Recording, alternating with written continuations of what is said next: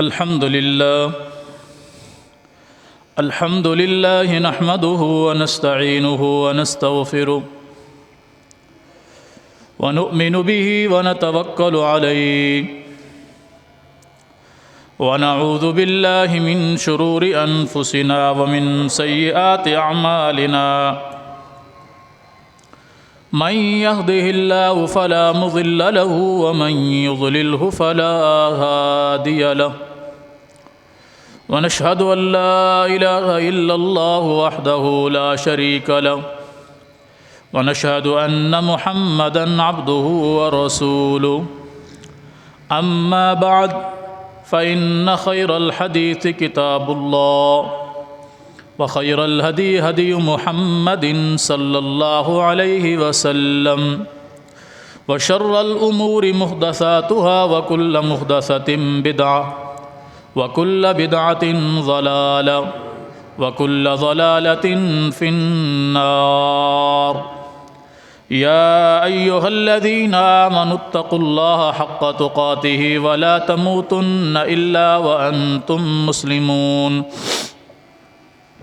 يا أيها الناس اتقوا ربكم الذي خلقكم من نفس واحدة وخلق منها زوجها وبث منهما رجالا كثيرا ونساء واتقوا الله الذي تساءلون به والأرحام إن الله كان عليكم رقيبا يا أيها الذين آمنوا اتقوا الله وقولوا قولا سديدا يصلح لكم أعمالكم ويغفر لكم ذنوبكم ومن يطع الله ورسوله فقد فاز فوزا عظيما أما بعد فأعوذ بالله السميع العليم من الشيطان الرجيم بسم الله الرحمن الرحيم وما آتاكم الرسول فخذوه وما نهاكم عنه فانتهوا واتقوا الله وقال النبي صلى الله عليه وسلم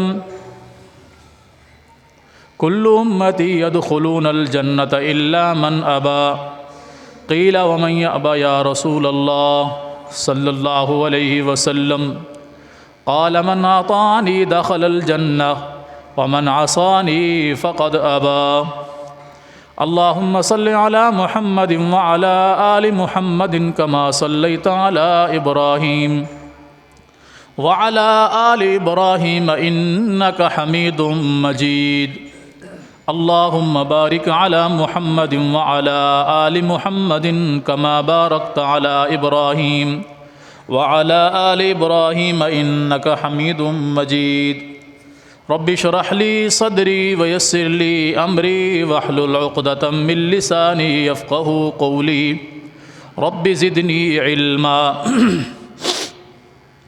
اللهم انفعنا بما علمتنا وعلمنا ما ينفعنا وزدنا علما سبحانك لا علم لنا إلا ما علمتنا إنك أنت العليم الحكيم۔ ہر قسم کی حمد و ثنا اللہ جل جلالہ کے لیے، بے شمار بے حد و حساب درود و سلام ہو امام الانبیاء، امام الاولین والآخرین، امام الہدیٰ جناب محمد الرسول اللہ صلی اللہ علیہ وآلہ وصحبہ وسلم کے ذات گرامی پر۔ نماز کے حوالے سے ہماری گفتگو چل رہی ہے۔ آج کے خطبۃ الجمعہ کے اندر میں نے جو آیت مبارکہ تلاوت کی ہے، ظاہری طور پر اس کا نماز سے کوئی تعلق نہیں ہے۔ حدیث مبارکہ بھی جو میں نے پڑھی ہے اس کا بھی نماز سے کوئی تعلق نہیں ہے۔ ان دونوں آیت اور حدیث کا تعلق رسول اللہ صلی اللہ علیہ وسلم کی اطاعت و فرما برداری کے ساتھ ہے۔ تو نماز کے ساتھ ان آیات یا حدیث مبارکہ کا کیا تعلق ہے؟ کیونکہ نماز کا جو طریقہ بیان کیا جائے گا وہ رسول اللہ صلی اللہ علیہ وسلم کا طریقہ ہوگا، اور اللہ کے رسول صلی اللہ علیہ وسلم جو کچھ عطا فرما دیں اسے لینا اور جس چیز سے منع فرما دے اس سے رکنا، یہ مسلمان کے لیے ضروری ہے۔ اپنی طرف سے اس کے اندر کچھ بھی اضافہ کرنا، کسی بھی طرح سے اس کے اندر کسی بھی قسم کی کمی کرنا یا زیادتی کرنا، یہ حرام ہے۔ اس لیے میں نے یہ آیت مبارکہ نماز کے موضوع میں پڑھی ہے کہ جو چیز رسول اللہ صلی اللہ علیہ وسلم تمہیں دے دیں اسے لے لو، اور جس چیز سے منع فرما دیں اس سے رک جاؤ۔ اور حدیث مبارکہ بھی میں نے اسی لیے پڑھی ہے کہ رسول اللہ صلی اللہ علیہ وسلم نے فرمایا کہ میری ساری امت جنت میں داخل ہوگی سوائے اس شخص کے جو جنت میں جانے سے انکار کر دے۔ پوچھا گیا وہ کون سا شخص ہے جو جنت میں جانے سے انکار کر دے گا؟ آپ نے فرمایا جو میری اطاعت کرے گا وہ جنت میں داخل ہوگا، جو میری اطاعت نہیں کرے گا وہ جہنم میں جانے کو ترجیح دے گا، جنت میں جانے سے انکار کر دے گا۔ تو جو طریقہ آج بیان کیا جائے گا یہ قرآن و سنت کی روشنی میں ہوگا۔ اس کو چھوڑ کر پھر کوئی شخص کہے کہ نہیں مجھے میرے استاد نے، مجھے میرے مرشد نے، مجھے میرے بڑوں نے، مجھے میری جماعت نے، مجھے میرے عالم نے یہ طریقہ کار سکھایا ہے، میں تو اسی پر ہی چلوں گا، تو یہ آیت اور یہ حدیث مبارکہ ایسے شخص کے لیے ہے۔ کیونکہ جس نے کلمہ طیبہ پڑھا ہوگا، رسول اللہ صلی اللہ علیہ وسلم کی رسالت کا اقرار کیا ہوگا، اللہ کی وحدانیت کا اقرار کیا ہوگا، اس کے لیے یہ ممکن ہی نہیں ہے کہ اس کے سامنے رسول اللہ صلی اللہ علیہ وسلم کا طریقہ آ جائے، آپ کی حدیث آ جائے، اس کے باوجود وہ شخص اپنی من مانی کرے یا کہے جی جیسے میں نے سیکھا ہوا ہے میرے لیے تو وہی کافی ہے، آپ نے جو بیان کرنا ہے سو کریں۔ تو ایسے شخص کے لیے یہ قرآن کریم کی آیت مبارکہ میں نے تلاوت کی ہے اور حدیث مبارکہ میں نے تلاوت کی ہے کہ پھر اس کی مرضی ہے، وہ جو چاہتا ہے کرے۔ یہ چند ایک تمہیدی باتیں تھیں اس آیت مبارکہ اور حدیث مبارکہ کے حوالے سے۔ نماز کے موضوع پر ہماری بات چیت چل رہی ہے۔ پچھلے جمعہ میں نماز کے کچھ ابتدائی مسائل آپ نے سنے اور نماز کی نیت کے حوالے سے تفصیلاً بات آپ سن چکے ہیں۔ آج کی نشست میں نماز کا کچھ حصہ بیان کیا جائے گا، طریقہ کار، اور کچھ پھر ابتدائی باتیں بیان کی جائیں گی۔ مثلاً نماز دو طرح کی ہے، ایک ہے آپ باجماعت نماز ادا کریں اور ایک ہے آپ اکیلے نماز ادا کریں۔ جب باجماعت ادا کریں گے تو اس کے لیے صف ضروری ہے، اور جب اکیلے نماز ادا کریں گے تو آپ کے لیے صف کی پابندی نہیں ہے۔ نماز کا طریقہ تو وہ ایک ہے، لیکن نماز ہے دو طرح کی، ایک ہے جماعت کے ساتھ نماز ادا کرنا اور ایک ہے اکیلے نماز ادا کرنا۔ جب جماعت کے ساتھ نماز ادا کریں گے اس وقت صف بنائیں گے، تو ابتدا کہاں سے ہوتی ہے نماز کی؟ صف بندی سے، کہ رسول اللہ صلی اللہ علیہ وسلم اس وقت تک اللہ اکبر کہہ کر نماز شروع نہیں فرماتے تھے جب تک آپ لوگوں کی صف کو سیدھا نہیں کرا لیتے تھے۔ ہمارے ہاں تو بڑا عجیب معاملہ ہے نا کہ صف کے اندر بھی ہم کھڑے ہوتے ہیں تو دو بندوں کے درمیان کم از کم 1 فٹ کا فاصلہ ہوتا ہے، کیا خیال ہے؟ یعنی ایسا نہیں ہوتا کہ دو بندے آپس میں مل کر کھڑے ہوں، بلکہ ان کے درمیان فاصلہ ہوتا ہے، اور یہ فاصلہ ہماری تباہی اور بربادی کا سبب ہے۔ اور یہ بات میں ایسے نہیں کر رہا، رسول اللہ صلی اللہ علیہ وسلم نے فرمایا لا تصون صفوفکم، لوگو تم ضرور بے ضرور اپنی صفوں کو سیدھا کرو، ان کو برابر کرو۔ لا تصون، تم برابر کرو، ان کے درمیان کوئی خالی جگہ نہ چھوڑو، بالکل تمہاری صف برابر ہونی چاہیے۔ اگر تم ایسا نہیں کرو گے او لیخالفن اللہ بین وجوہکم، پھر اللہ تمہاری شکلوں کو بگاڑ دے گا، تمہارے دلوں کے اندر نفرتیں پیدا کر دے گا، تمہارے درمیان دراڑیں پیدا کر دے گا۔ صف کو سیدھا کرنا، صف کو ملانا، یہ نماز کے لیے ضروری ہے۔ صف ملائی کیسے جاتی ہے؟ ہم کہتے ہیں جی صفیں سیدھی کر لیں، تو لوگ کیا کرتے ہیں، جہاں کھڑے ہوتے ہیں وہاں سیدھے ہو کے کھڑے ہو جاتے ہیں، برابر والا آدمی جیسے کھڑا ہوا ہے اس کی ٹینشن نہیں ہے۔ حالانکہ صف کو سیدھا کرنے کا طریقہ یہ ہے کہ ہر انسان اپنی جسامت کے مطابق اپنے قدم کھولے، اپنے پاؤں اپنی جسامت کے اعتبار سے کھولے۔ جیسے اس کے کندھوں کا فاصلہ ہے ایسے ہی اس کے پاؤں کے درمیان فاصلہ ہونا چاہیے۔ جب ہر بندہ اپنی جسامت کے اعتبار سے پاؤں کھولے گا اور دوسرا بندہ بھی اسی طرح کرے گا، یہ دونوں جب آپس میں ملیں گے، ان دونوں کے کندھے بھی آپس میں مل جائیں گے، ان کے قدم بھی آپس میں، پاؤں بھی آپس میں مل جائیں گے۔ اور صف کے اندر پاؤں کے ساتھ پاؤں ملانا، کندھے کے ساتھ کندھا ملانا، یہ شرط ہے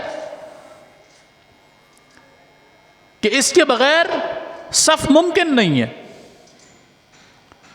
رسول اللہ صلی اللہ علیہ وسلم نے کیا فرمایا؟ تم میں سے ہر بندہ اپنے بھائی کے کندھے کے ساتھ کندھا اور اس کے پاؤں کے ساتھ پاؤں ملا لے۔ کندھے کے ساتھ کندھا تو ہم بعض دفعہ ملا لیتے ہیں، لیکن پاؤں کے ساتھ پاؤں نہیں ملتے، اور ہم سمجھتے ہیں ہماری صف مکمل ہو گئی ہے۔ اور آپ صلی اللہ علیہ وسلم نے کیا فرمایا؟ لوگوں، جس طرح میں سامنے سے دیکھتا ہوں، میرے رب نے مجھے یہ طاقت بخشی ہے کہ میں تمہیں پیچھے بھی اسی طرح دیکھتا ہوں۔ جس طرح میں تمہیں سامنے سے دیکھ رہا ہوں، اللہ نے مجھے یہ صفت عطا فرمائی ہے کہ میں تمہیں اپنے پیچھے سے بھی ایسے ہی دیکھتا ہوں۔ اور میں کیا دیکھتا ہوں کہ تمہارے پاؤں کے درمیان شیطان یمنی بکری کے بچے کی طرح تمہاری صفوں میں گھستا ہے اور تمہارے دلوں میں وسوسے اور خیالات پیدا کرتا ہے۔ اور یہ کیسے گھستا ہے؟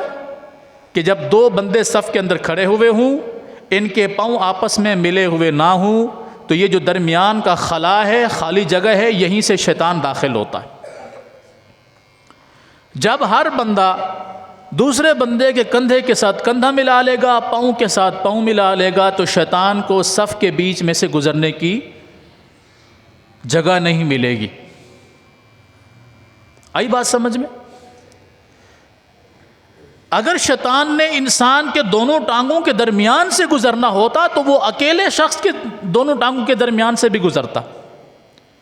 یہاں رسول اللہ صلی اللہ علیہ وسلم نے صف کی بات بیان فرمائی، فرمایا صف کی حالت میں جب تم قدم کے ساتھ قدم نہیں ملاؤ گے تو جو درمیان میں خالی جگہ بچ جائے گی، شیطان یمنی بکری کے بچے کی طرح تمہاری صف کے درمیان سے گزرے گا اور تمہارے دلوں میں وسوسے پیدا کرے گا، اختلاف پیدا کرے گا۔ اس کو رسول اللہ صلی اللہ علیہ وسلم نے فرمایا کہ صف کو سیدھا کرو، مانا ہر بندہ اپنی جسامت کے اعتبار سے اپنے پاؤں کھولے، اس کا پاؤں دوسرے بندے کے پاؤں کے ساتھ اور اس کا کندھا دوسرے بندے کے کندھے کے ساتھ ملا ہوا ہو، یہ صف بندی ہوگی۔ اور رسول اللہ صلی اللہ علیہ وسلم اس وقت تک نماز شروع نہیں فرماتے تھے جب تک آپ صف کو مکمل نہیں کرا لیتے تھے۔ پھر آپ نے فرمایا لوگو تمہیں کیا ہو گیا ہے، تم ایسی صفیں کیوں نہیں بناتے جیسے فرشتے اللہ کے سامنے صفیں بناتے ہیں؟ اللہ اکبر کبیر، کانہم بنیان مرصوص، ایسی بہترین صفیں کہ گویا کہ سیسا پلائی دیوار ہو، سیسا پلائی دیوار۔ صحابہ نے پوچھا حضور فرشتوں کی صفیں اللہ کے سامنے کیسے ہوتی ہیں؟ فرمایا سب سے پہلے ان کی اگلی صف مکمل ہوتی ہے، پھر پچھلی صف، پھر پچھلی صف، پھر پچھلی صف، اور ہر صف مکمل ہوتی ہے۔ اور مکمل سے مطلب کیا ہے؟ ہمارے طرح جو صفیں بنتی ہیں یہ نماز کی صفیں نہیں ہیں، کیونکہ ہم نے کبھی علماء سے پوچھا نہیں اور علماء نے ہمیں بتایا نہیں، بس وہ سیدھا کہتے ہیں جی ہاں جی صفیں سیدھی کر لیں، ہم کھڑے ہو جاتے ہیں، جس کو جہاں جگہ ملتی ہے، جتنی جگہ ملتی ہے وہ صف میں کھڑا ہو جاتا ہے، اس کے کندھے کے درمیان فاصلہ آ رہا ہے تب بھی کوئی حرج نہیں، پاؤں کے درمیان فاصلہ آ رہا ہے تب بھی کوئی حرج نہیں۔ اس سے امام کو بھی کوئی فرق نہیں پڑتا، وہ کہے کہ تم اپنے صفوں کو سیدھا کر لو، مقتدیوں کو بھی کوئی فرق نہیں پڑتا، وہ کہتے ہیں ٹھیک ہے صف بن گئی ہے، ختم۔ جبکہ بعض صحابہ سے آتا ہے کہ وہ چھڑی کے ساتھ صفوں کے یعنی لوگوں کے ٹخنوں کے اوپر مارتے تھے کہ تم اپنا قدم دوسرے کے قدم کے ساتھ ملاؤ، اپنا قدم دوسرے کے قدم کے ساتھ ملاؤ۔ اور ہم اگر کہتے ہیں نا کہ صفوں کو سیدھا کر لیں تو لوگ کیا کرتے ہیں؟ اپنے آپ کو سیدھا کر لیتے ہیں، بس یہ اپنے آپ کو سیدھا کر لیا، صف سیدھی ہو گئی۔ اپنے آپ کو سیدھا کرنے کا نام صف سیدھا کرنا نہیں ہے، بلکہ اپنے پاؤں اپنی جسامت کے مطابق کھولیں۔ ہمارے بعض ساتھیوں کو یہ عادت ہے کہ ان کو آج تک کسی نے سمجھایا نہیں ہے، وہ کیا کریں گے؟ وہ نماز کے اندر اپنے پاؤں یوں کھول لیں گے، اپنے سے زیادہ، ٹھیک ہے، اپنے سے زیادہ پاؤں کھول لیں گے۔ یہ دیکھیں، اب آپ میری کندھوں کا فاصلہ دیکھیں اور میرے پاؤں کے درمیان فاصلہ دیکھیں، ایمانداری سے بتائیں دوسرا بندہ بھی جب ایسے ہی میرے ساتھ کھڑا ہوگا کیا ہمارے کندھے آپس میں مل سکیں گے؟ نہیں ملیں گے۔ پاؤں کے ساتھ پاؤں تو مل جائے گا، کیوں؟ میرے پاؤں زیادہ کھلے ہوئے ہیں، پاؤں کے ساتھ تو اس کے پاؤں مل جائیں گے لیکن کندھے کے درمیان فاصلہ آ جائے گا۔ جب میں پاؤں اپنی جسامت کے مطابق کھولوں گا، اب میرے کندھوں کے درمیان کا فاصلہ ناپیں اور میرے پاؤں کے باہر کے حصے کا فاصلہ ناپیں، یہ دونوں آپ کو برابر نظر آئیں گے انشاءاللہ۔ تھوڑی بہت کمی بیشی کوئی ہو سکتی ہے۔ اسی طرح اگر ہر بندہ اپنے پاؤں اپنے کندھے کے حساب سے کھولے، یہ تو کندھوں کے برابر فاصلہ ہے باہر، اس کے مطابق اس کے پاؤں کا فاصلہ ہونا چاہیے، دوسرا بندہ بھی اسی طرح پاؤں کھولے گا تو یہ پاؤں کے ساتھ اس کا پاؤں مل جائے گا، کندھے کے ساتھ کندھا مل جائے گا، اور یہ اتنی مضبوط صف بنے گی کہ کوئی اس صف کو توڑ نہیں سکتا۔ آپ اکثر علماء کرام سے یہ واقعہ سنتے ہیں کہ سیدنا فاروق اعظم رضی اللہ تعالی عنہ کو جس لعنتی شخص نے زخمی کر دیا تھا، ابو لولو فیروز نے، وہ زخمی کرنے کے بعد بھاگنا چاہتا تھا پیچھے کی طرف، اس کو صف کے اندر سے گزرنے کی جگہ نہیں مل رہی تھی۔ اپنے دل پر ہاتھ رکھ کے بتائیے، اگر ہماری طرح صف ہوتی جس طرح ہم صف بناتے ہیں تو کیا اس میں سے وہ گزر سکتا تھا کہ نہیں گزر سکتا تھا؟ ہماری جو صفیں ہوتی ہیں، ایک بندہ یہاں کھڑا ہوا ہے، دوسرا آدھے فٹ کے فاصلے پہ کھڑا ہوا ہے، تیسرا 10 انچ کے فاصلے پہ کھڑا ہوا ہے، کوئی فٹ کے فاصلے پہ کھڑا ہوا ہے، کوئی کہیں کھڑا ہوا ہے، کوئی کہیں کھڑا ہوا ہے۔ اگر ایسی صف ہوتی تو وہ خبیث گزر سکتا تھا کہ نہیں گزر سکتا تھا؟ گزر جاتا۔ وہ جس طرف بھی جاتا صف اتنی مضبوط تھی کہ وہ بیچ میں سے گزر نہیں سکتا تھا۔ اس نے کیا کیا؟ اس نے پھر صحابہ کرام کو خنجر مارنا شروع کر دیے کہ یہ گریں اور مجھے نکلنے کا موقع ملے۔ اس کے باوجود صحابہ کی صف اتنی مضبوط تھی کہ اس کو گزرنے کا موقع نہیں ملا، اور اس لعنتی نے اپنے آپ کو خنجر مار کے جہنم واصل کر لیا، لیکن اسے صحابہ کی صف میں سے گزرنے کا موقع نہیں ملا۔ یہ آپ ہر عالم دین سے سنتے ہیں، یہ مسئلہ آپ ہر عالم دین سے سنتے ہیں، کسی بھی مکتبہ فکر کا عالم ہو وہ یہ مسئلہ بیان کرتا ہے کہ صحابہ کی صفیں اس طرح بہترین تھیں کہ اس کو کہیں سے بھاگنے کا موقع نہیں ملا، اس نے کئی صحابہ کو زخمی کر دیا۔ کیا کبھی آپ نے اس عالم کو یہ دیکھا ہے کہ وہ صف اپنی بھی ایسے ہی بنواتا ہو؟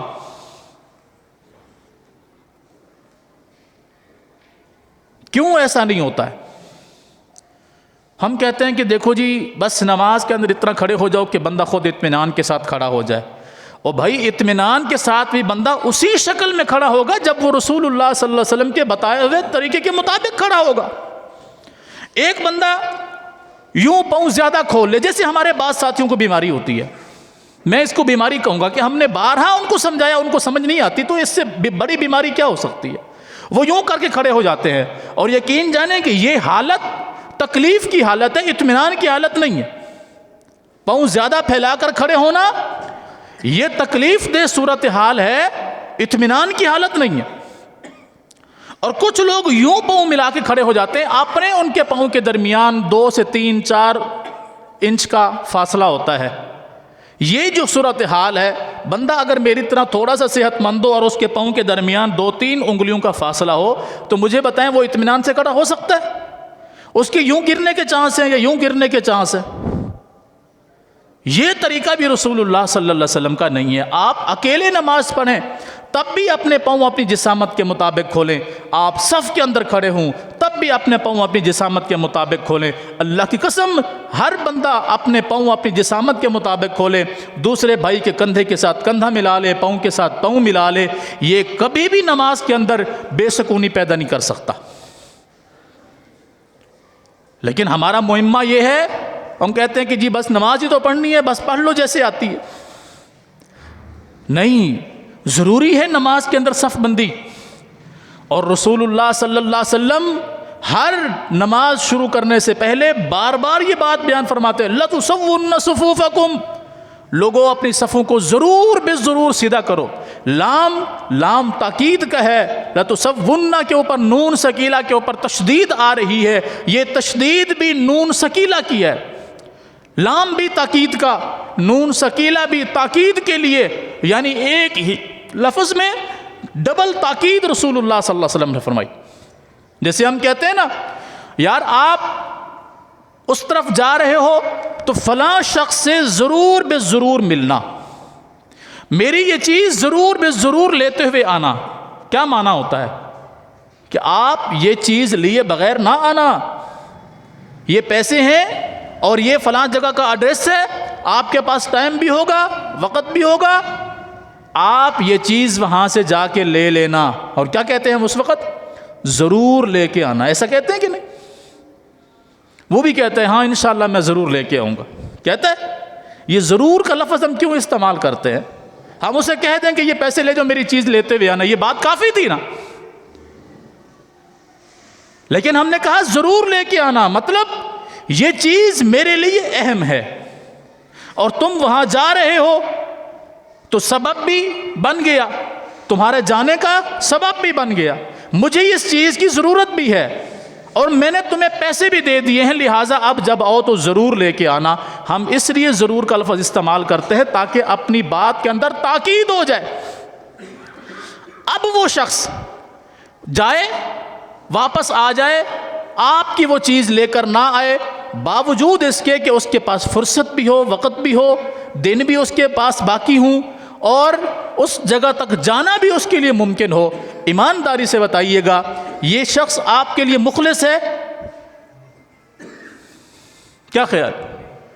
جس کے پاس وقت بھی تھا، جس کے پاس جانے کے لیے جگہ فاصلہ بھی دور نہیں تھا، جس کے پاس پیسے بھی موجود تھے اور وہاں وہ چیز بھی موجود تھی، اب یہ بندہ آپ کے لیے وہ چیز نہیں لاتا، آپ اس کو اپنے لیے کیا سمجھتے ہیں؟ مخلص شخص ہے آپ کے لیے؟ نہیں ہے۔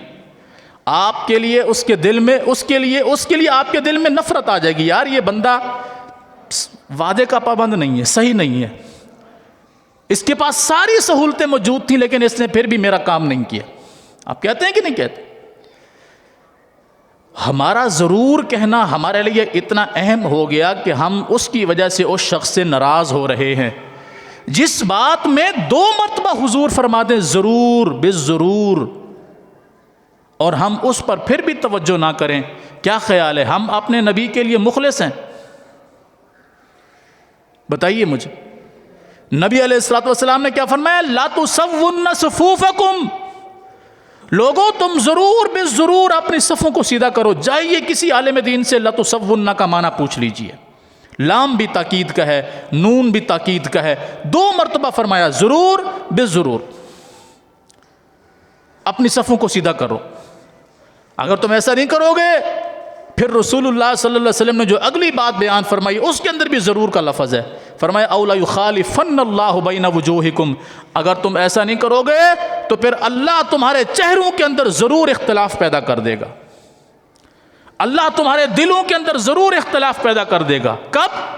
جب تم محمد الرسول اللہ صلی اللہ علیہ وسلم کی بات کو نہیں مانو گے پھر اللہ تمہارے دلوں کے اندر، تمہارے چہروں کے اندر ضرور بگاڑ پیدا کر دے گا۔ اللہ اکبر کبیرہ۔ پہلے فرمایا صفوں کو ضرور سیدھا کرو، پھر فرمایا اگر تم ایسا نہیں کرو گے تو اللہ تمہارے چہروں کو بھی ضرور بگاڑ دے گا۔ یہ میرے لیے بھی ہے، آپ کے لیے بھی، دنیا کے ہر مسلمان کے لیے۔ اس سے قطع نظر کہ کون کیا ہے کیا نہیں ہے، میرے پیغمبر کا یہ فرمان سب کے لیے۔ مجھے نہیں پتا تھا، مجھے سیکھنا چاہیے۔ مجھے آج تک کسی نے نہیں بتایا، مجھے پوچھنا چاہیے۔ یا نہیں بتایا تھا کسی نے، پتہ چل گیا ہے تو میرے لیے اس پر عمل کرنا ضروری ہے۔ پھر بھی یقین نہیں آ رہا تو حدیث کی کتابیں موجود ہیں، اٹھا کر دیکھیے کیا واقعتاً رسول اللہ صلی اللہ علیہ وسلم نے ایسا فرمایا ہے کہ نہیں فرمایا۔ اللہ اکبر کبیر۔ صحیح مسلم کے اندر حدیث موجود ہے، صحیح بخاری میں حدیث موجود ہے، دیگر حدیث کی کتابوں کے اندر صف بندی کے حوالے سے حدیث موجود ہیں۔ یہ کسی کی اپنی ذاتی بات نہیں ہے، کسی مسلک کی، کسی مولوی کی، کسی جماعت کی بات نہیں ہے، یہ محمد الرسول اللہ صلی اللہ علیہ وسلم کا فرمان ہے کہ لوگوں تم صفوں کو ضرور بے ضرور سیدھا کرو۔ اور پھر آپ صلی اللہ علیہ وسلم نے فرمایا لوگوں مردوں کی سب سے بہترین صف ان کی اگلی صف ہے، اور عورتوں کی بہترین صف ان کی سب سے پچھلی صف ہے۔ یہ کب بیان فرمایا آپ نے؟ رسول اللہ صلی اللہ علیہ وسلم کے زمانہ میں جس طرح پہلے بھی کئی مرتبہ گزارش کر چکا ہوں کہ رسول اللہ صلی اللہ علیہ وسلم کے زمانہ میں پانچوں نمازوں کے اندر خواتین باجماعت نماز ادا کرنے مسجد کے اندر آتی تھی۔ باجماعت نماز، پانچوں نماز ہے، کوئی ایک دو چار نہیں، ایک دو دن بھی نہیں۔ جب سے دین آیا، جب تک رسول اللہ صلی اللہ علیہ وسلم دنیا میں تشریف فرما رہے اور آپ کے جانے کے بعد بھی خلفائے راشدین کے زمانہ تک اور اس کے بعد تک خواتین مسجدوں میں آ کر نماز باجماعت ادا کیا کرتی تھیں۔ کسی بھی دور میں خواتین نے مسجد میں آ کر باجماعت نماز ادا کرنے کو ترک نہیں کیا۔ 3 قرون تک، یعنی صحابہ کا دور، تابعین کا دور، تبع تابعین کا دور، 3 صدیوں تک آپ کو خواتین مسجد کے اندر باجماعت نماز ادا کرتی ہوئی ملیں گی۔ اور آج بھی آپ چلے جائیں عرب ممالک میں جن کو اللہ نے دین کی دولت سے نوازا ہوا ہے، وہاں آج بھی آپ کو 5 نمازوں میں مسجد کے اندر خواتین نماز ادا کرتی ہوئی نظر آئیں گی۔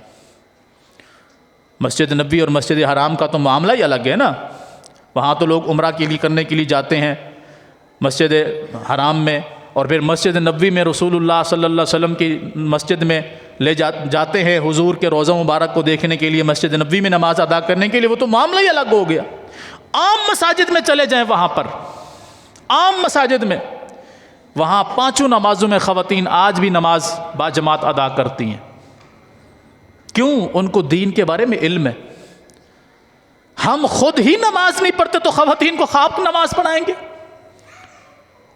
ہم خود 5 نمازیں جماعت کے ساتھ اللہ کا شکر ہے نہیں پڑھتے۔ یہ میں اللہ کا شکر اس لیے کہتا ہوں تاکہ ہمارے دل میں کچھ شرم، کچھ احساس پیدا ہو۔ ہم باجماعت نماز ادا نہیں کرتے، نماز اذان ہو رہی ہوتی ہے، مؤذن بلا رہا ہوتا ہے، آؤ نماز کے لیے، آؤ کامیابی کے لیے، ہم سن رہے ہوتے ہیں، ہم پھر بھی مسجد میں نہیں جاتے۔ جب ہم نہیں جاتے تو ہم اپنی عورتوں کو خاک لے جائیں گے؟ رسول اللہ صلی اللہ علیہ وسلم کے زمانے میں 5 نمازوں میں خواتین نماز کے لیے آتی تھیں۔ آج ہمارے دور میں ہماری عورتیں بازار جا سکتی ہیں، مارکیٹ جا سکتی ہیں، اسکول جا سکتی ہیں، یونیورسٹی جا سکتی ہیں، دربار پہ مزار پہ جا سکتی ہیں، رات 9 بجے سے لے کے رات کے 4 بجے تک، صبح کے 4 بجے تک شادی کی محفل چلتی رہے، ڈھولکی چلتی رہے، تھاپ چلتی رہے، مہندی چلتی رہے، کنجر خانہ چلتا رہے، ہماری عورتیں وہاں شریک ہو سکتی ہیں، لیکن باجماعت نماز ادا کرنے کے لیے مسجد میں نہیں آ سکتی، کیونکہ مسجد میں فتنہ ہوتا ہے۔ اس سے بھی بڑا کوئی شخص عقل سے پیدل ہو سکتا ہے کہ باقی تمام جگہوں پر عورت جا سکتی ہے کہ وہ اس کے لیے محفوظ جگہ ہیں، لیکن مسجد اس کے لیے غیر محفوظ جگہ ہے۔ اس سے بھی کوئی کمزور عقل والا، کمزور ایمان والا شخص ہو سکتا ہے؟ ہماری بیویاں، ہماری بیٹیاں، ہماری بہنیں ہم سے پوچھے بغیر جا رہی ہوتی ہیں، کوئی مارکیٹ جا رہا ہے، کوئی کہیں جا رہا ہے، کوئی کہیں جا رہا ہے، ہمیں پرواہ نہیں ہوتی۔ وہ نماز کے لیے آنا چاہے تو ہم کہتے ہیں نہیں نہیں نہیں، مسجد میں تو فتنہ ہوتا ہے، وہاں تو اللہ اکبر کبیرہ، کیا فتنہ ہے؟ رسول اللہ صلی اللہ علیہ وسلم نے فرمایا سب سے گندی جگہ بازار ہے، سب سے گندی جگہ بازار ہے، سب سے بہترین جگہ جو اللہ کو پسند ہے وہ اللہ کا گھر مسجد ہے۔ اب بتائیے، سب سے گندی جگہ پر ہماری بہن بیٹی بغیر پوچھے جا رہی ہے، سب سے محبوب جو اللہ کو جگہ پسند ہے اللہ کا گھر مسجد، وہاں ہماری بیٹی بہن ہم سے پوچھ کر بھی نہیں آ سکتی، تو ہماری ایمان کی غیرت کا کیا کہنا؟ ہماری ایمانی غیرت کے پھر کیا ہی کہنے؟ سب سے گندی اور غلیظ جگہ بازار، وہاں ہم بھی ساتھ ہوتے ہیں بعض دفعہ، اور پھر بھی رش کی وجہ سے ہماری بہن بیٹی کسی سے ٹکرا رہی ہوتی ہے، کوئی ہم سے ٹکرا رہا ہوتا ہے، ہم کسی سے ٹکرا رہے ہوتے ہیں، وہاں پھر بھی جا سکتی ہے۔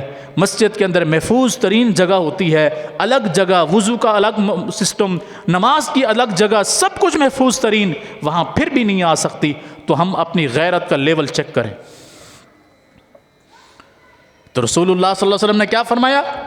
مردوں کی سب سے بہترین صف کون سی ہے؟ اگلی صف، اور سب سے بری صف ان کی پچھلی صف، مردوں کی، اور عورتوں کی سب سے بہترین صف سب سے پچھلی صف، اور سب سے گندی صف ان کی سب سے پہلی صف۔ یہ اس وقت کی بات ہے جب پردے کا حکم ابھی نازل نہیں ہوا تھا، جب پردے کا حکم نازل نہیں ہوا تھا، عورتیں پیچھے آ کر نماز پڑھتی تھیں، تو کچھ منافق قسم کے لوگ وہ پیچھے جا کر سب سے پچھلی صف میں کھڑے ہونے کی کوشش کرتے تھے۔ مومن کبھی بھی پچھلی صف میں کھڑا نہیں ہوا۔ آپ صحابہ کی تاریخ کو اٹھا کر دیکھ لیں، ہر صحابی کی کوشش ہوتی تھی کہ اگلی صفوں میں کھڑا ہو۔ اور مدینہ کے اندر منافق تھے کہ نہیں تھے؟ بتائیے، عبداللہ بن ابی اور دیگر منافق تھے کہ نہیں تھے؟ ایسے خبیثوں کی عادت ہوتی تھی کہ وہ سب سے پیچھے کھڑے ہونے کی کوشش کرتے تھے۔ کیوں؟ تاکہ پیچھے کھڑے ہوں، جب رکوع کی حالت میں جائیں تو پیچھے سے دیکھتے رہیں کہ پیچھے کون کھڑی ہوئی ہے، کس طرح کھڑی ہوئی ہے۔ تو پردے کا حکم نازل نہیں ہوا تھا، تو عورتیں تھیں، اس وجہ سے وہ لوگ پیچھے کھڑے ہوتے تھے تاکہ پیچھے سے ہم کچھ نظارہ دیکھ سکیں۔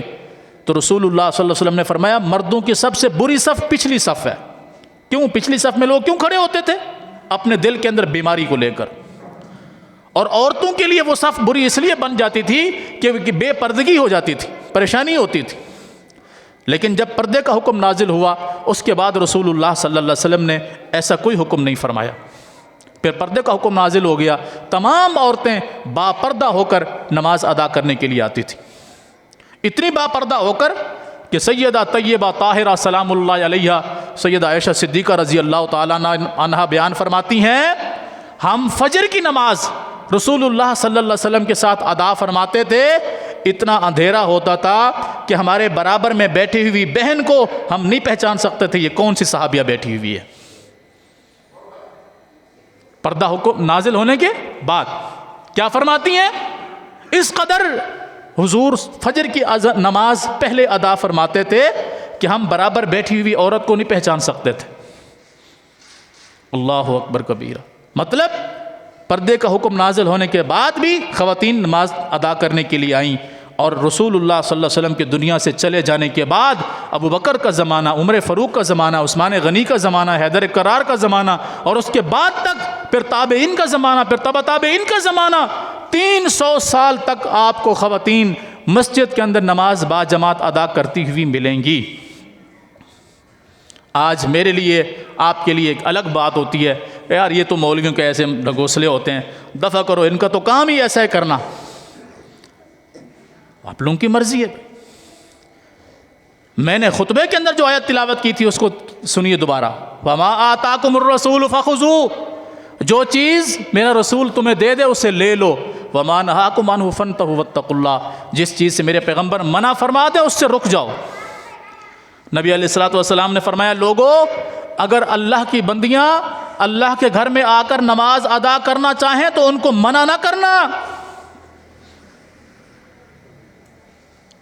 آج ہم منع کرتے ہیں عورتوں کو. بعض دفعہ جب ہمارا اسپیکر چل رہا تھا اوپر والا، ہمارے کچھ محبت کرنے والے لوگ ایسے بھی ہیں نا جن کو یہ باتیں ہضم نہیں ہوتی، انہوں نے تھانے میں جا کر کمپلین کی کہ ان کا اسپیکر بند ہونا چاہیے. کیوں ان کا اسپیکر بند ہونا چاہیے؟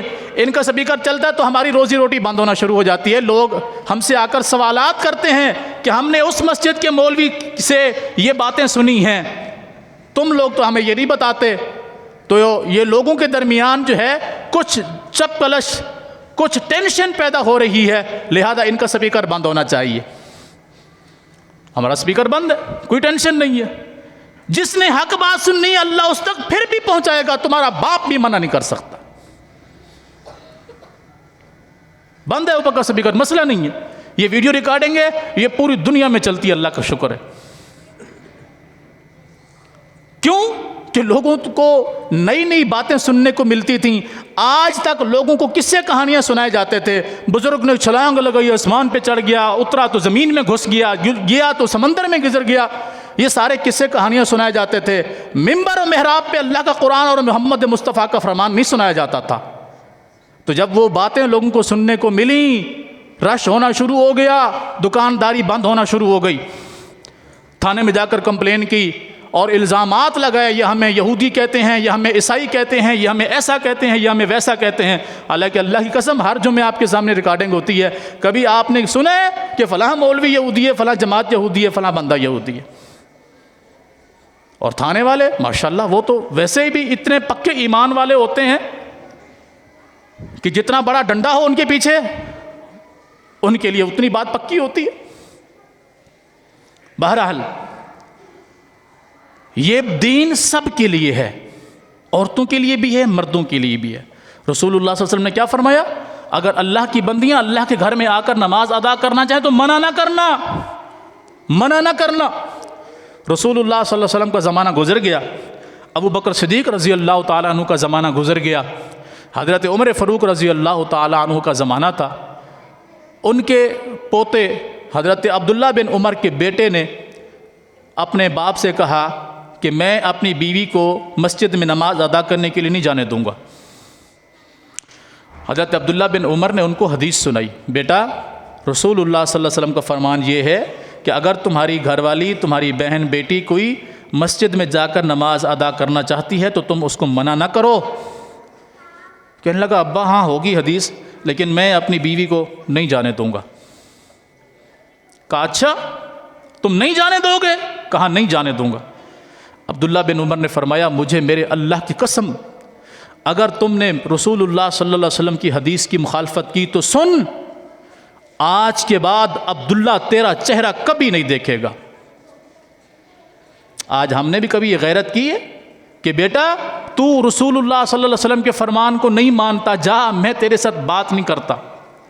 تو اللہ کے رسول صلی اللہ علیہ وسلم کی بات کو نہیں مان رہا، میں تجھ سے بات نہیں کرتا. کبھی ہم نے بھی غیرت کی ہے؟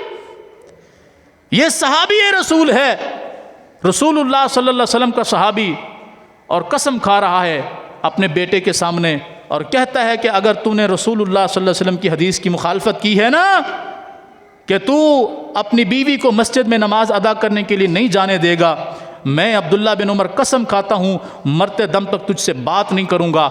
اور پھر مرتے دم تک اپنے بیٹے سے بات تک نہیں کی، اس کا چہرہ تک نہیں دیکھا، کیونکہ اس نے رسول اللہ صلی اللہ علیہ وسلم کی حدیث کی مخالفت کی ہے. اور مخالفت بھی ایک دفعہ کی ہے، مخالفت بھی ایک دفعہ کی ہے. باپ نے ساری زندگی کے لیے اس سے منہ موڑ لیا. کیوں؟ کہ تو نے رسول اللہ صلی اللہ علیہ وسلم کی حدیث کی مخالفت کیسے کی ہے. ہم کیا کرتے ہیں؟ ہمارے سامنے حدیث آ جاتی ہے، اللہ کا قرآن پیش کیا جاتا ہے، حدیث پیش کی جاتی ہے، تب بھی ہم کہتے ہیں کہ نہیں ہم نے تو ایسا کبھی نہیں سنا، ہمیں تو آج تک کسی نے نہیں بتایا. تو بھائی اگر آپ کو نہیں بتایا گیا تو آپ نے پوچھنے کی جرات کی؟ آپ نے بھی تو نہیں پوچھا. جب آپ کو پوچھنے کی ضرورت پیش نہیں آئی تو بتانے والے کو کیا ضرورت ہے کہ وہ آپ کو بتائے گا. تو یاد رکھیے نماز کے اندر سب سے پہلا جو کام ہے وہ صف بندی ہے. صف بندی یہ لازمی ہے نماز کے لیے. اور صف بندی کیسے ہے کہ ہر بندہ اپنے جسامت کے مطابق اپنے پاؤں کھولے، جتنے اس کے کندھوں کے درمیان فاصلہ ہے اسی حساب سے وہ اپنے پاؤں کھولے، پھر وہ اپنے پاؤں دوسرے آدمی کے پاؤں کے ساتھ ملائے، اپنا کندھا دوسرے بندے کے کندھے کے ساتھ ملائے۔ جب یہ کندھے کے ساتھ کندھا مل جائے گا، پاؤں کے ساتھ پاؤں مل جائے گا، صف کے درمیان خالی جگہ نہیں رہے گی۔ جب صف کے درمیان خالی جگہ نہیں رہے گی، صف مکمل ہوگی۔ صف کا مکمل ہونا نماز کے لیے شرط ہے۔ ہم جو کھڑے ہوتے ہیں ایک بندے کے درمیان سے دوسرے بندے کے درمیان ہمارے 6 انچ کا، 8 انچ کا، 10 انچ کا فاصلہ ہوتا ہے، یہ صف نہیں ہے۔ اللہ کے رسول صلی اللہ علیہ وسلم نے سختی سے منع فرمایا ہے، سختی سے۔ کتنا سختی سے؟ فرمایا اگر تم صفوں کو سیدھا نہیں کرو گے، اللہ تمہاری شکلوں کو بگاڑ دے گا، اللہ تمہارے دلوں میں نفرتیں پیدا کر دے گا، اللہ تمہارے درمیان اختلاف پیدا کر دے گا۔ کب؟ جب تم صفوں کو سیدھا نہیں کرو گے۔ اور صفوں کو سیدھا کیسے کرتے؟ رسول اللہ صلی اللہ علیہ وسلم نے فرمایا جب تم صف کے اندر کھڑے ہو، تمہارا کندھا دوسرے بندے کے کندھے کے ساتھ ملا ہوا ہو، تمہارا پاؤں دوسرے بندے کے پاؤں کے ساتھ ملا ہوا ہو۔ یہ میرے پیغمبر کا فرمان ہے، یہ میری بات یا میرے باپ کے دین کی بات نہیں ہے، اللہ کے رسول صلی اللہ علیہ وسلم کا فرمان ہے کہ تمہارا کندھا دوسرے بندے کے کندھے کے ساتھ ملا ہوا ہو، تمہارا پاؤں دوسرے بندے کے پاؤں کے ساتھ ملا ہوا ہو۔ کیوں؟ فرمایا کہ میں دیکھتا ہوں کہ جب تم صفوں کے درمیان خالی جگہ چھوڑتے ہو، خالی جگہ کیسے ہوتی ہے کہ ایک بندے کا پاؤں یہاں پر ہے، دوسرے کا پاؤں وہاں پر ہے، تو بیچ میں خالی جگہ ہے کہ نہیں؟ فرمایا جب تم خالی جگہ چھوڑتے ہو، مجھے اللہ نے یہ صفت عطا فرمائی ہے، جیسے میں سامنے سے دیکھتا ہوں اللہ مجھے ویسے پیچھے سے بھی دکھاتا ہے۔ فرمایا میں دیکھتا ہوں شیطان یمنی بکری کے بچوں کی طرح تمہاری صفوں کے درمیان گھستا ہے اور تمہارے دلوں میں اختلاف پیدا کرتا ہے۔ یہ صف کا طریقہ ہے کہ ہر بندہ صف برابر کرے، پاؤں کے ساتھ پاؤں، کندھے کے ساتھ کندھا۔ دوسرا، جب صف ملائیں تو صف کی پیچھے سے ایڑیاں اپنی برابر کریں۔ ہر بندہ جو صف کی پٹی ہوتی ہے اپنی ایڑی اس کے اوپر رکھے۔ پاؤں ہر انسان کے سائز الگ الگ ہے، کسی کا پاؤں چھوٹا ہے، کسی کا پاؤں بڑا ہے۔ پاؤں کی ایڑیاں پیچھے سے آپس میں ملانی ہے، پاؤں کی ایڑیاں آپس میں ملانی ہے اور سیدھے کھڑے ہونا ہے۔ ہم جو یوں کر کے کھڑے ہو جاتے ہیں نا، یوں کر کے کھڑے ہو جاتے ہیں، ایسا کر کے کھڑا ہونا منع ہے۔ رسول اللہ صلی اللہ علیہ وسلم نے ایک آدمی کو نماز کی حالت میں دیکھا، اس نے یوں سینہ آگے سے نکالا ہوا تھا، آپ نے اس کے سینے پہ مکہ مارا، فرمایا پیچھے کرو اس کو، اطمینان سے سیدھے کھڑے ہو جاؤ۔ ہم عجیب حالت میں نماز میں کھڑے ہوتے ہیں، یقین جانے پتہ ایسے چلتا ہے کہ جیسے مطلب ہے بس قید کے اندر آ گئے ہیں اور تب تک جان نہیں چھوٹے گی جب تک مولوی سلام نہیں پھیرے گا۔ نماز کے اندر آئے ہیں، اللہ کے سامنے کھڑے ہونا ہے، اور اللہ کے سامنے کھڑے ہونے کا بہترین انداز یہ ہے کہ عاجزی اور انکساری کے ساتھ کھڑے ہو۔ اس کے سامنے کھڑے ہونا ہے۔ کس کے سامنے؟ کہ جس کے سامنے قیامت کے دن بھی کھڑے ہونا ہے، اللہ ہمیں وہاں بھی عاجزی انکساری نصیب فرمائے۔ جو یہاں اطمینان کے ساتھ کھڑا نہیں ہوتا، اللہ اس کو وہاں بھی کھڑا نہیں ہونے دے گا۔ یہ آگے چل کے آپ سنیں گے انشاءاللہ۔ تو آج کی نشست میں نماز کے اندر صف کا اہتمام کرنا یہ ضروری ہے۔ ہر بندہ اپنے جسامت کے مطابق پاؤں کھولے۔ جو زیادہ کھولے گا اس نے بھی سنت کی مخالفت کی ہے، جو کم کھولے گا اپنی جسامت سے اس نے بھی سنت کی مخالفت کی ہے۔ جو کم کھولے گا اس کا کندھا آپس میں مل جائے گا، نیچے سے پاؤں آپس میں نہیں ملیں گے، اور جو پاؤں زیادہ کھولے گا ان کے پاؤں آپس میں مل جائیں گے، اوپر سے کندھے آپس میں نہیں ملیں گے۔ یہ دونوں شکلیں نماز کی مخالفت میں ہیں۔ اس لیے ضروری ہے کہ قدم کے ساتھ قدم، کندھے کے ساتھ کندھا۔ عورتیں بھی اپنی صف ایسے بنائیں گی، مرد بھی اپنی صف ایسے بنائے گا۔ صفوں کا طریقہ ایک ہی ہے، عورتوں کے لیے بھی وہی ہے، مردوں کے لیے بھی وہی ہے۔ آگے بھی چل کر انشاءاللہ آپ مسئلہ سنیں گے انشاءاللہ، اور مکمل وضاحت کے ساتھ کہ جو طریقہ اللہ اکبر سے لے کے سلام پھیرنے تک عورتوں کا مردوں کے لیے نماز کا ہے، وہی طریقہ عورتوں کے لیے ہے۔ اس کے درمیان کوئی فرق نہیں ہے۔ میں انشاءاللہ دلائل کے ساتھ یہ بات آپ کے سامنے رکھوں گا، ایسے اڑتی ہوئی ہوا کی باتیں انشاءاللہ نہیں ہوں گی۔ اور جو بات میری آپ کو سمجھ نہ آئے آپ مجھ سے پوچھ سکتے ہیں کہ مولوی صاحب یہ بات آپ نے کیسے اور کہاں سے کی۔ تو آج صف کی صورتحال آپ نے سن لی۔ جو پہلے آ گئے، جو بعد میں آئے، میں نے اس لیے اس بات کو دوبارہ رپیٹ کیا ہے، اور میں نے بار بار گزارش کی ہے کہ آپ اذان سے پہلے تشریف لائیں تاکہ آپ مکمل بات کو سن سکیں، اس بات کو بار بار دہرایا نہ جائے۔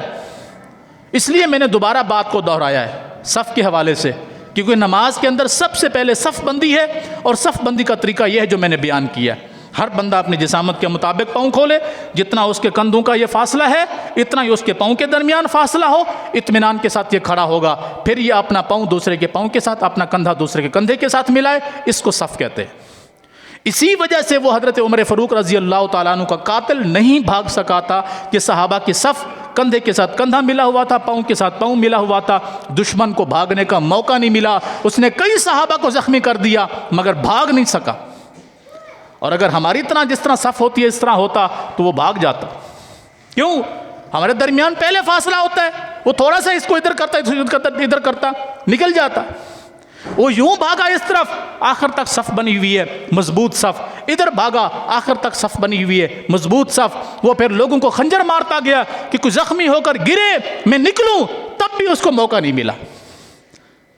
یہ آپ اکثر علماء سے سنتے ہیں، لیکن کبھی اپنی صف بھی ایسے بنا کر دیکھیں، اپنی صف بھی ایسے بنا کر دیکھیں، انشاءاللہ نماز کے اندر اطمینان آئے گا۔ اقول قولی ھذا واستغفر اللہ لی ولکم ولسائر المسلمین۔